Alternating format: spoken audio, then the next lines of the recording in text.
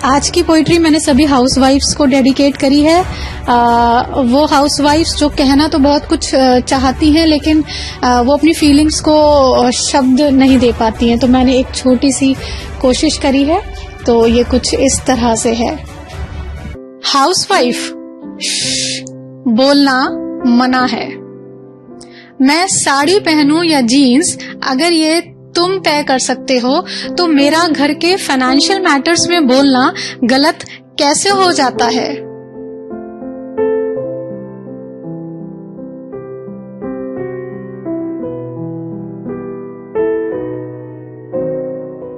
तुम 10 घंटे नौकरी करने के बाद थक जाते हो और तुम्हारा देर तक सोना सही, तो 24/7 कुक, मेड, माँ, बीवी, बहू की जिम्मेदारी निभाने के बाद मैं जरा देर से उठ जाऊं तो वो गलत कैसे हो जाता है।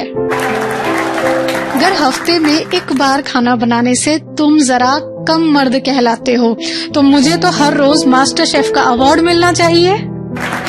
और अगर नहीं मिलना चाहिए तो मेरे खाने के स्वाद से मेरे गुणों को क्यों तौलते हो। जरूरी नहीं खाना बनाना मेरा शौक हो, ये मात्र मेरी एक जरूरत भी तो हो सकता है, और जिसे मैं अच्छे से निभाती हूँ। लेकिन वैसे ही भले ही जरूरी नहीं कि मेरे सपने जीना तुम्हारे लिए जरूरी हो, लेकिन ये मेरा खुद के लिए सम्मान भी तो हो सकता है। तो क्या हुआ अगर मुझे आरती की किताबों में लिखी हुई लाइंस का मतलब समझ नहीं आता। तो क्या हुआ अगर एक तरफा रीति रिवाज और व्रत उपवास से भी मैं कन्विंस्ड नहीं हूँ। लेकिन अगर तुम्हारा फेस्टिवल पर विस्की पीना एंजॉयमेंट कहलाता है, तो मेरा एक व्रत ना करने से सबके ऊपर पहाड़ क्यों टूट जाता है। ये जो मेल शोविनिज्म, मिसोजिनिस्ट या कहूँ कि विमेन हेटर्स ने सही और गलत के बीच में एक लाइन बनाई है, इसमें तुम्हें सही और मुझे गलत के कटघरे में क्यों खड़ा कर दिया जाता है। तुम्हें देने वाला मेरा भगवान और मुझे लेने वाला क्यों बना दिया जाता है। अगर पति परमेश्वर है तो मैं क्या हूँ, मेरी क्या पहचान है।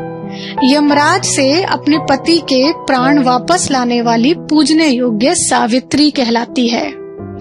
तो पति, सास, ससुर, बच्चों की 24 आवर्स ऑन ड्यूटी, ये मेरे अंदर की औरत महज एक फॉर्मेलिटी कैसे बन जाती है। अगर तुम मेरा ख्याल ना रख पाओ तो तुम बिजी हो।